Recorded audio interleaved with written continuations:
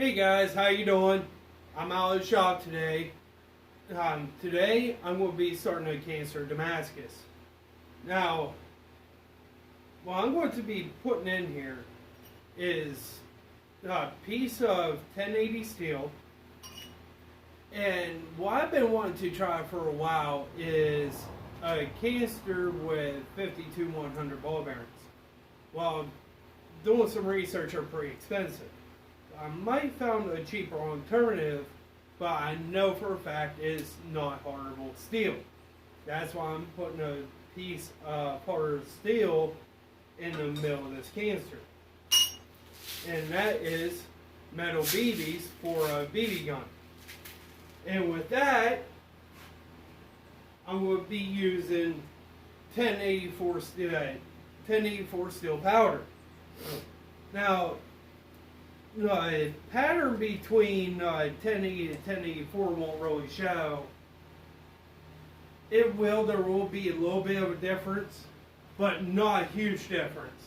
But with this being mild steel, it should have a really cool pattern to it. That's what I'm going to try to do today. So the first thing I'm going to do is try to put this in the middle of the can to the best ability that I can. Now this piece of steel is a little bit thinner than this can. This is a 1.25 inch inside diameter can, 6 inches total length. I'm going to put this in here, try to find the metal.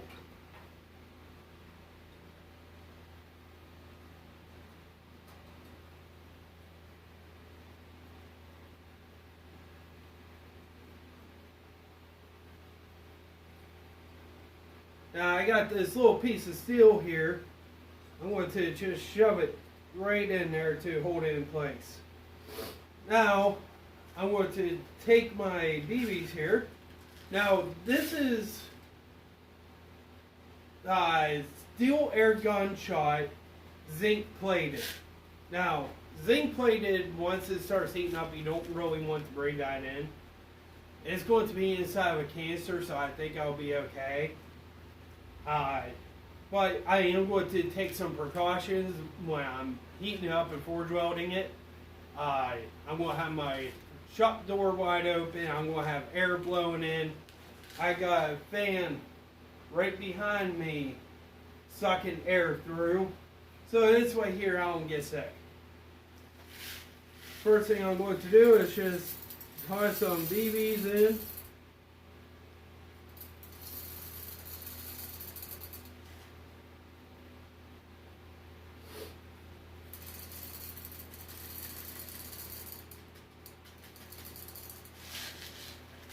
Throw a little bit of powder in there and repeat the process till it's full.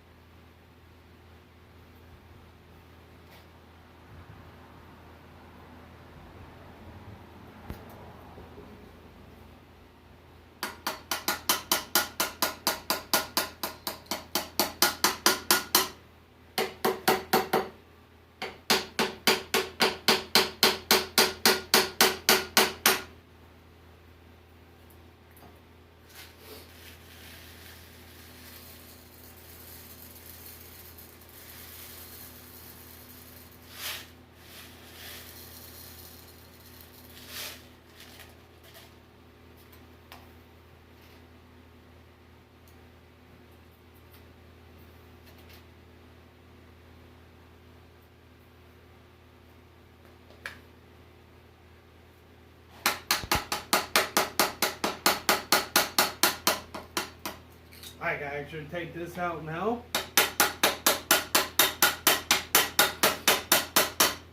So I have no plans on peeling this can off. So I didn't put no white out or no paint or anything in it.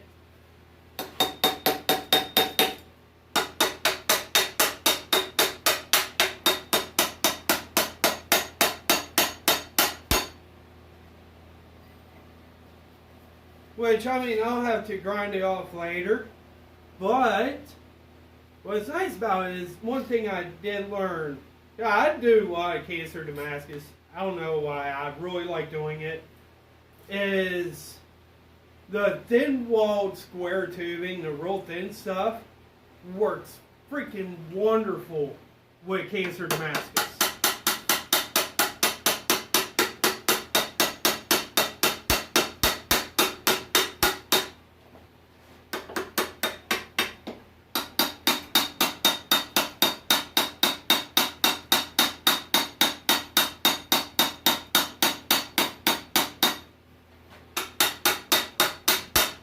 I think this one turned out so cool.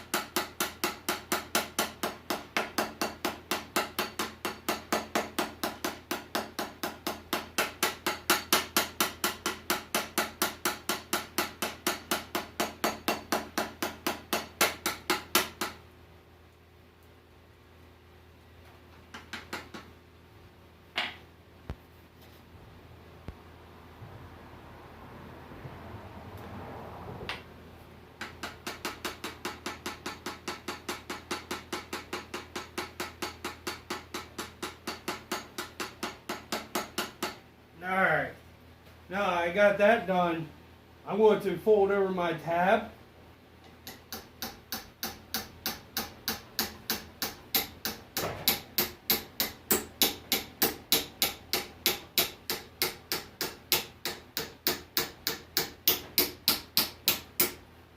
Not too concerned about what falls out.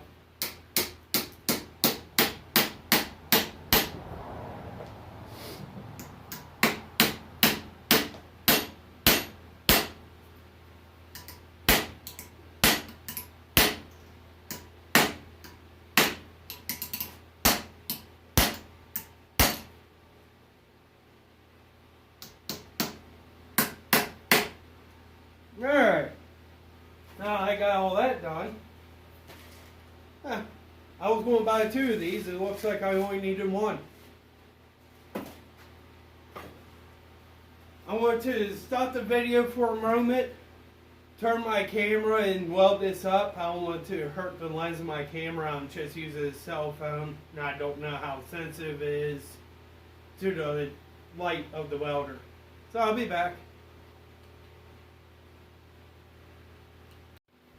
Alright guys, I got all welded up.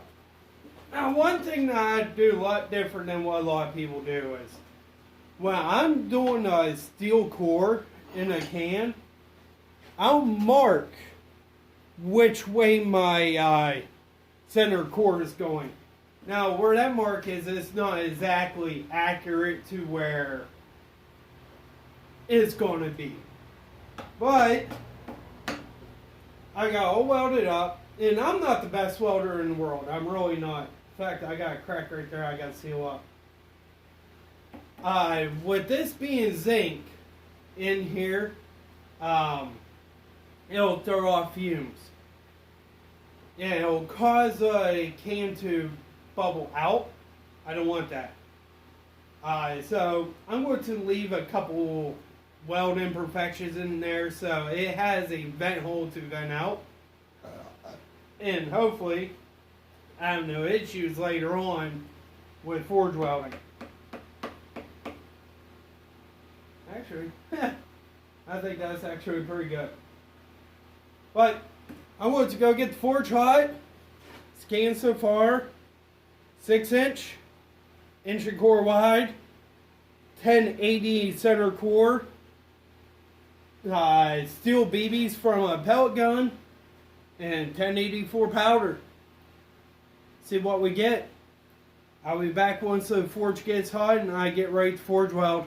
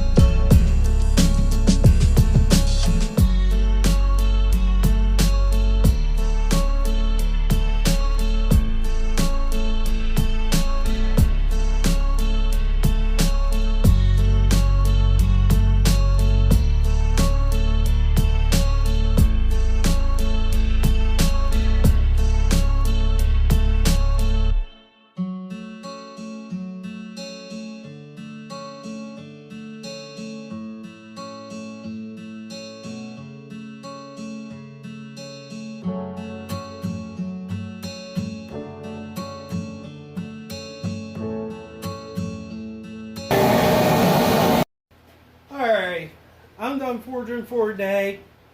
I need to go lay down for work tonight. But this is what I got so far. It is, if I remember right, 11 inches by 1.75 inches by 1/2 inch. But here's the kicker behind it. I don't know if you can see that. There's 1, 2, 3, 4, 5. 5 cracks there. Now, there's one right here. That one's a little hard to see. But, can's still on here. I think that's just a can cracking up. Looking at it by the naked eye, this one right here is pretty deep. That crack right there. So what I'm going to do is, I always cut the ends off anyhow. I'm going to cut it off right at the crack there. And I may cut it off right there. So this way here, that's gone. I don't have to worry about that. I'll just take my angle grinder with the flat disc and just go to town on it, get the cracks out. Then I'll continue forging this out. I may even cut it in half again, so I could get 2 blades out of it. Other than that, have a good one, guys. See you on part 2.